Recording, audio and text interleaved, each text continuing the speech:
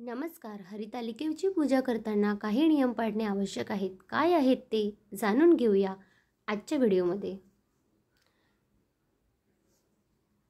Number 1, हे व्रत सुवासिनी आणि कुमारिका यांनी करावे. नंबर 2, हे व्रत भाद्रपद शुद्ध तृतीयेला करायचे असते. नंबर 3, वटसावित्री, मंगळागौरी याप्रमाणे हरितालिका पूजा सामुदायिक पद्धतीने करता येते. नंबर 4, घरातील पूजेची जागा स्वच्छ असावी. नंबर 5, पूजेचे साहित्य तांब्याचे किंवा चांदीचे असावे. डाव्या बाजूला पूजेचा तांबा ठेवावा.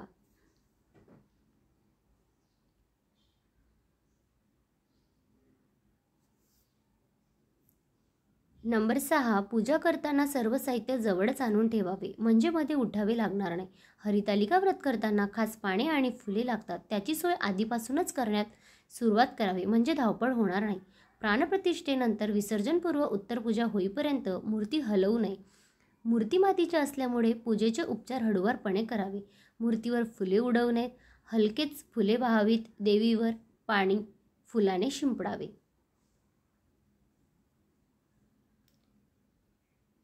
नंबर 8, देवाला अनामिकेने गंध लावावे. कुंकू अक्षता उजव्या हाताची अनामिका, मधले बोट व अंगठा यांच्या चिमटीने व्हाव्यात. नंबर 9, विड्याची पाने उतानी व देठ देवीकडे ठेवून देवीसमोर ठेवावीत व सुपारी ठेवावी. नंबर 10, शेंडी देवीकडे करून नारळ ठेवावा.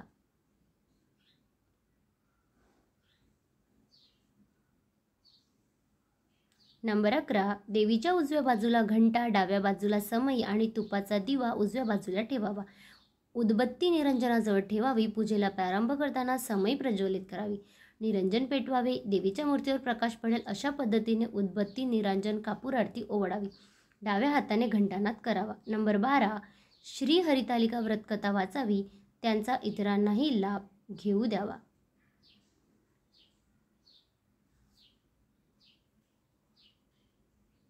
नंबर 13, आरती म्हणावी. त्यानंतर देवीला महानैवेद्य दाखवावा.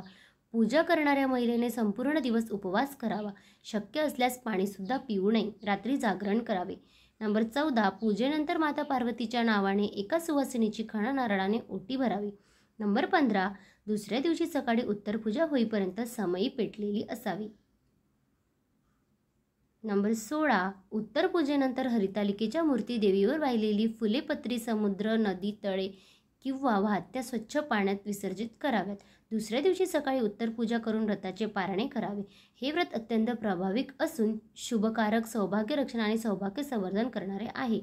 यश, आनंद, कीर्ती, वैभव, ऐश्वर्य प्राप्त करून देणारे हे महान सौभाग्य व्रत आहे. धन्यवाद.